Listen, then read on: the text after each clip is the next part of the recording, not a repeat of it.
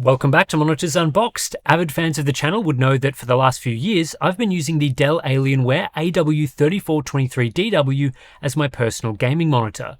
It's the very first consumer QD-OLED gaming display, released way back in early 2022, and it just ticked all the right boxes for me. OLED, excellent image quality, and an ultra-wide format that I love for gaming. For the last few years, I've been giving you guys periodic updates around this time of the year on my personal gaming monitor, showing you how the AW3423DW has been burning in and just detailing my experience using it full time. But at the start of 2026, I've actually upgraded my personal monitor not once, but twice. And in this video, I'm going to give you all the reasons why I moved on from the AW3423DW and what I've found using a couple of different options since then. The catalyst for my move away from the Alienware was the release of new 34-inch QD-OLED ultrawide panels at the start of 2026. These panels are a significant upgrade over the original QD-OLEDs in pretty much every way. Higher refresh rate, better subpixel layout, higher brightness, improvements to the screen coating. I felt that because this new panel was a generational improvement compared to the original QD-OLED ultrawides, it was the first time an upgrade actually made sense for me. I happen to have both the MSI and ASUS models available to use from my reviews, those being the MPG 341 CQR X36 and the ROG Swift PG34 WCDN. In my review, I found that both of these monitors deliver essentially identical performance, so there was no major reason to choose one over the other from an image quality standpoint. There are some feature differences. The ASUS model has DisplayPort 2.1, for example. The MSI model has more OLED care options, but nothing I was specifically interested in. I actually ended up choosing to use the MSI model for a rather trivial reason. The stand was better for my setup. The base of the MSI model is a smaller metal plate, which is flat, so it didn't use up as much desk space, whereas the ASUS model uses a wide prong design that didn't fit well around some of the other items on my desk. If I only had one of these models, I would have been very happy to use it regardless of which one I actually had. So let's talk about the most noticeable upgrades for me going from the AW3423DW to the 341 CQR X36. The two biggest in a gaming setup are clearly the refresh rate and brightness capabilities. I game using HDR on a QD-OLED, of course, so brightness does matter, and the AW3423DW is a first generation panel, meaning it is Display HDR True Black 400 tier. That meant about 250 nits full screen brightness, 450 nits at a 10% window, and 1000 nits peak. The newer 2026 QD-OLED ultrawides are Display HDR True Black 500 tier, which means higher full screen brightness and, in the case of this panel, higher peak brightness as well. Full screen results increase to slightly over 300 nits, 10% window goes up to 530 nits, and peak brightness tops out at 1300 nits. This means in the best cases, the new panel is 30% brighter, and in my real scene testing it was about 15% brighter overall. In the games I was actually playing, I'd say this was a small to moderately noticeable increase, usually in some of the brighter outdoor scenes that push that full screen number. However, because both the original QD-OLED panel and the new QD-OLED panel have issues with panel dimming in bright scenes, the improvements to brightness as not as significant as they could have been had Samsung Display addressed this fundamental flaw. If I was a normal everyday gamer that went out to purchase one of these monitors to use as a direct upgrade from a first-gen panel, this would be the biggest disappointment. For SDR content, the improvement from 250 to 300 nits was inconsequential to me. I usually use my monitor at around 200 nits, so I was never going to use the upper limits to brightness. Didn't max out the AW3423DW in that sense, and I didn't with the new MSI model either. The refresh rate improvement is actually quite significant with modern hardware, especially as this panel is still a 3440 by 1440 resolution. Back when the AW3423DW launched, the current fastest GPU on the market was the NVIDIA GeForce RTX 3090. This was before the era of frame generation as well. The 4090 was released later that year. Today, the fastest GPU is the RTX 5090, which is a little over twice as fast as the RTX 3090. In a lot of games using decent quality settings, the RTX 5090 is capable of pushing performance above 175 FPS, which would exceed the 175Hz refresh rate limit on the Alienware monitor. This was much less achievable at the time I first started using the DW because the GPU horsepower simply wasn't there. The other thing with the 175Hz monitor in the era of frame generation is that the maximum refresh rate dictates the maximum base render rate you can achieve with frame gen enabled. Remember, there's no point generating more frames than your monitor can handle, as generated frames do nothing to assist with latency and you just won't see them, so blasting out a frame rate higher than your monitor's max refresh rate, it ends up introducing tearing, which actually makes the experience worse. At 175Hz and using 2x frame gen, the maximum render rate you can utilize without introducing tearing is just 87 FPS.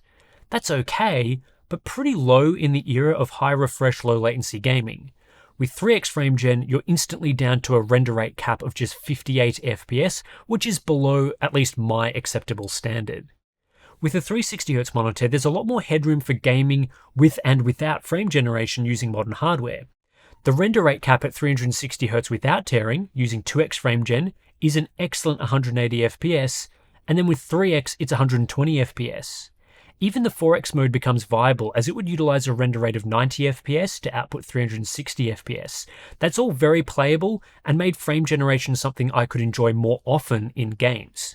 On an OLED, turning a 100 FPS game into 200 FPS using frame generation does noticeably reduce blur, especially when performing big camera moves. The higher refresh rate of this new model provided the ability to benefit from that without capping latency.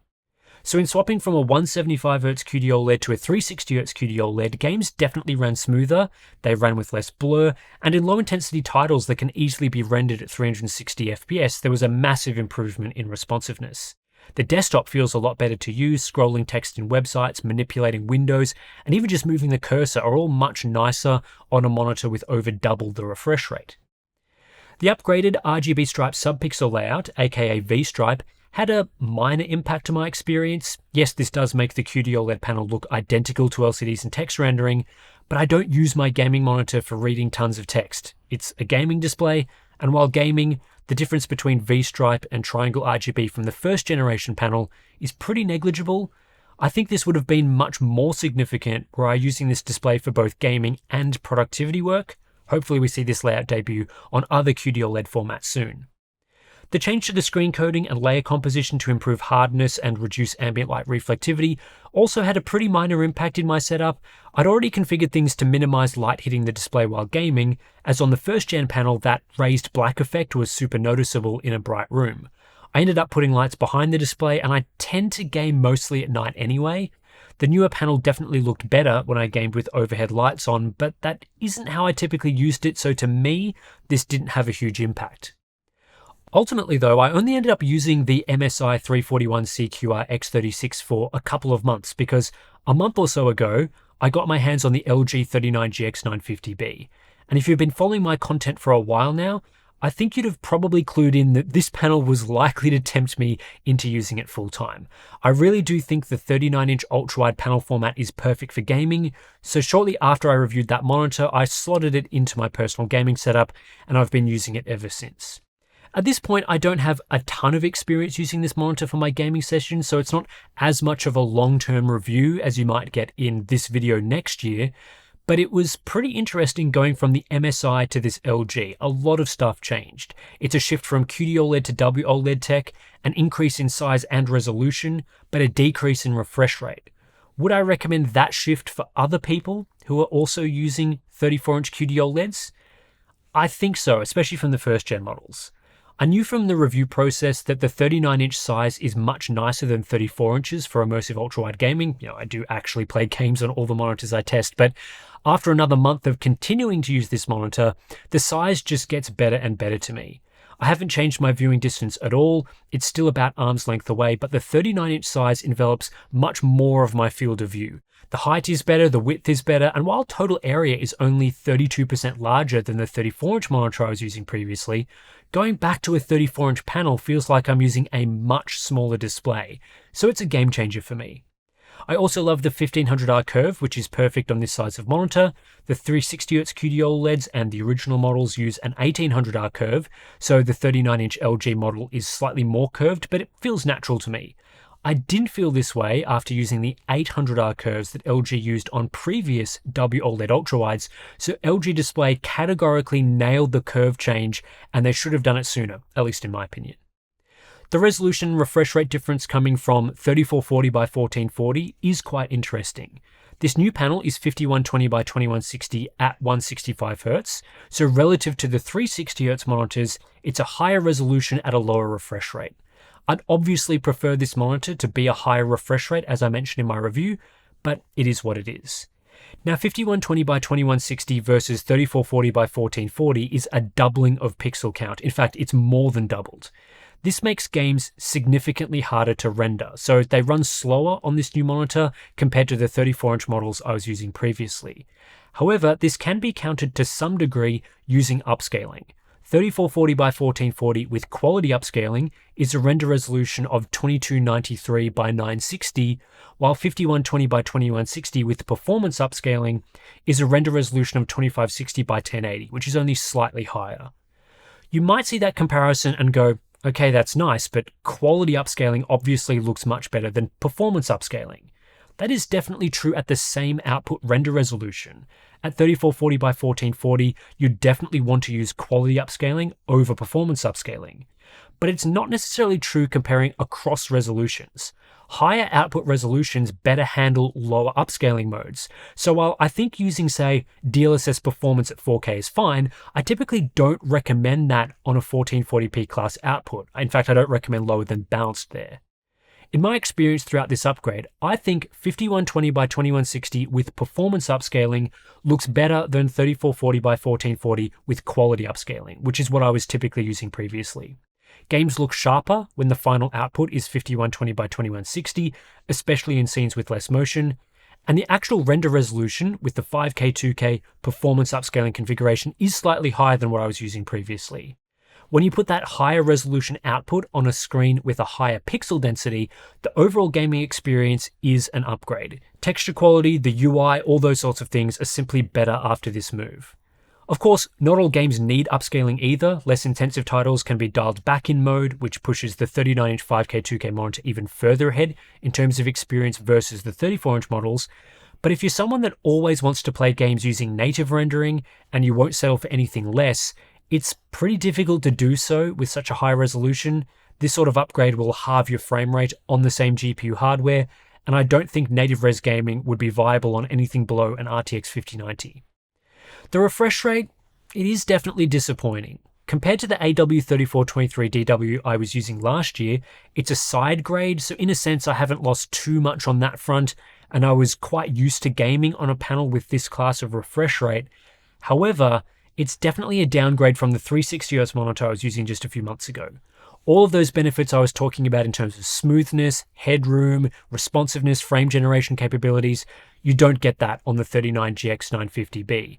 I'd be much happier with this monitor if it was 240Hz. I still think it should be 240Hz at the price, which wouldn't feel like as much of a cutback versus 360Hz on the 34-inch QD OLEDs.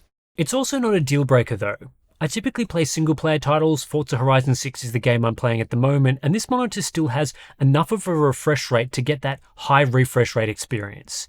It wouldn't be ideal for competitive gaming where super high frame rates matter, but at least for the sorts of games I play, I'm more in the bucket of thinking a higher refresh rate would be better and nicer than a non-negotiable must-have. Speaking of competitive gaming, the 39GX950B has dual mode support with a 2560 by 1080 configuration at 330Hz. I've never once touched this feature in my personal use so far, and I don't think I will. I don't like the lower resolution. I prefer to play at 5K 2K with the lower refresh rate. The other major upgrade that the switch from QD-OLED to WOLED provides is higher brightness, especially in brighter scenes. This WOLED panel doesn't suffer from panel dimming and typically outputs much higher brightness in high APL scenes compared to QD-OLEDs in their peak configuration. At least to me, this was immediately noticeable in outdoor daytime environments in some of the games I've been playing recently, like Crimson Desert and Forza.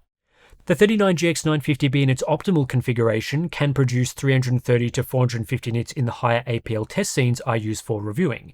In comparison, the 341 CQR X36 can be less than half as bright in those same scenes due to panel dimming. The MSI model gets slightly higher for peaks, but in bright scenes the LG WOLED has much more punch. It's something I genuinely noticed immediately in HDR gaming, and I feel it makes a big difference. It's a 25% brighter panel overall in my testing, so that makes sense, and when you combine that with a larger panel size, it's dumping a lot more light in certain conditions. Now yes, I could switch the QD-OLED over to its true black mode for higher brightness in brighter scenes. I could do that for games I know have a lot of bright outdoor environments, but I just can't be bothered changing the mode all the time. I prefer setting and forgetting, which is much nicer on the WOLED. This is a big reason why I keep recommending WOLEDs, despite some of the other flaws like dark grey uniformity, which thankfully hasn't been a problem for me while gaming on this LG model so far. I guess one of the more controversial parts about this LG monitor is its matte screen coating, but I haven't found this to be a deal breaker for me. In my dimly lit room gaming mostly at night, it looks pretty similar to the QD-OLED glossy aside from the coating grain. I do prefer glossy and think it typically looks better, but it's not a huge issue with the way I use my gaming PC. Basically, in summary, the LG 39GX950B is a pretty significant upgrade to my gaming setup over the Alienware AW3423DW I was using this time last year. There's a 4-year difference between the two models, but the latest 39-inch WOLED brings with it a ton of improvements that I'm loving. Whether or not it's worth upgrading after 4 years does depend a lot on whether you can stomach the insane $1,800 US price tag, but considering that Alienware was a high-end monitor when it came out, it could be something to consider if you do fall into that high-tier gaming category. There's not much else to say really. I'll be back again this time next year with more updates on how the 39GX950B is going as my personal monitor. Maybe there'll be some firmware updates since then, maybe we can look at burn-in a little bit, or maybe there'll be some new technology that will tempt me between now and then. I guess you never know, but yeah, for now, that's it for this one. If you do want to learn more about the monitors I've been talking about in this video, we do have reviews of all of them that are much more in-depth than this. This is just my personal monitor update that I do every year, so it's a bit more of that personal touch from long-term use, I guess. But yeah, the reviews have all the information that you need. If you do want to support Monitors Unboxed, we have Patreon, links to that is in the description below. You gain access to benefits like our Discord community where you can chat about monitors and yeah, talk about all that sort of thing. But anyway, that's it for this one. Thanks for watching, and I'll catch you in the next one.